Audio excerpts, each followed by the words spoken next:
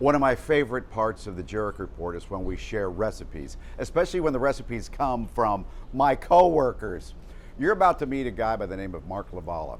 He has worked at Fox 29 as a photojournalist close to 30 years, and he says he makes the best meatballs.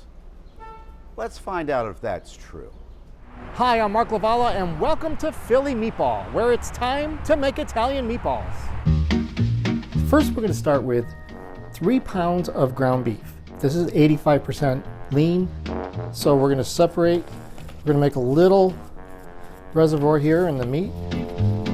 We're going to add 3 large eggs. I use 1 egg per pound of ground beef. I'm also going to add some salt. This is 1 teaspoon per pound of beef, and we have 3 pounds of beef, so this is about 3 teaspoons of salt, 2 teaspoons of ground pepper, and we have Italian seasoning breadcrumbs. This is about a cup and a half, maybe a little less. Breadcrumbs are important. It will soak up all the flavors. It could, if you use too much, it would be a little dry. You don't want to use too much. So now we use fresh parsley. You get buy a bushel of parsley, it'll give you just about a cup. You chop it up finely. Now you see I'm chopping it up really good here.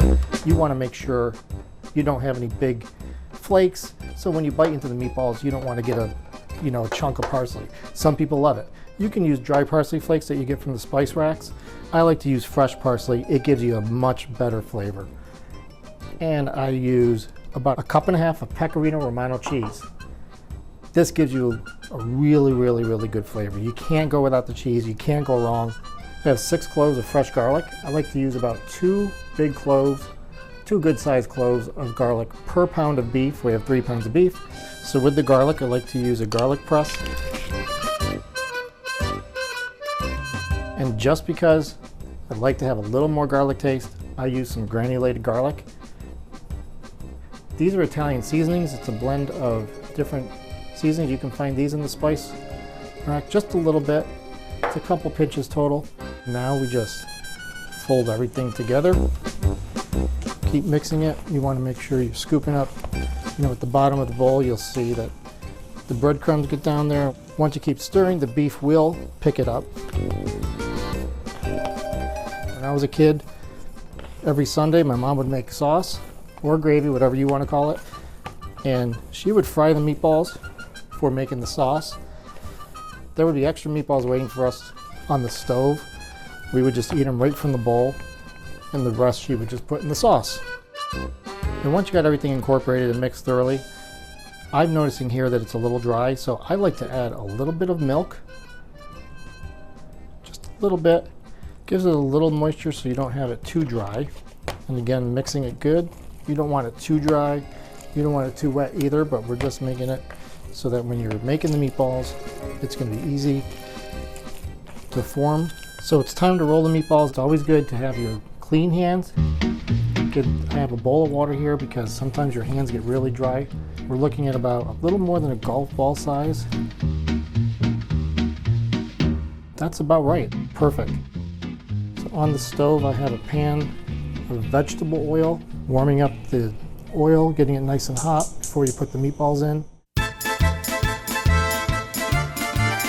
So I'm on the last one. I was able to get 35 meatballs out of here. So now it's time to fry these bad boys. Now you want to cook these till they're at least golden brown. Some people like them a little on the burnt side. To me, that takes the taste away from the meatballs, especially when you put them in the sauce. You don't want to have any burnt taste cooking in through your sauce. These have been cooking a little over 5 minutes, and the oil's starting to boil pretty good. So we're going to lower the heat because we don't want them to burn at the bottom. But I think these are good to go to turn over.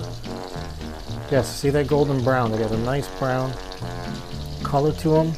They do stick to the bottom of the pan, so it's good to use a nice good pair of tongs so that when you're turning them over, you can get a good little scoop and get them to stop sticking before you turn them.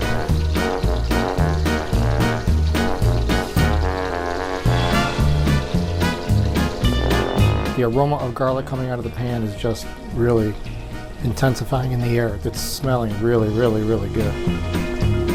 gonna have a dish on the side ready for the meatballs to go on, and I'm gonna place a couple paper towels that will soak up a little bit of the extra grease, a little bit of the extra oil from frying.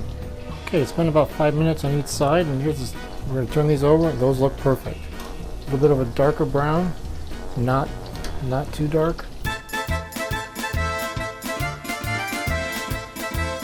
Okay, we let these sit and cool down for a couple minutes. Now it's time to try them. Oh, those look really good, nice and. They don't look dry. They look a little moist, not too much. They'll be a lot better when they go into the sauce. But I like to eat them fried.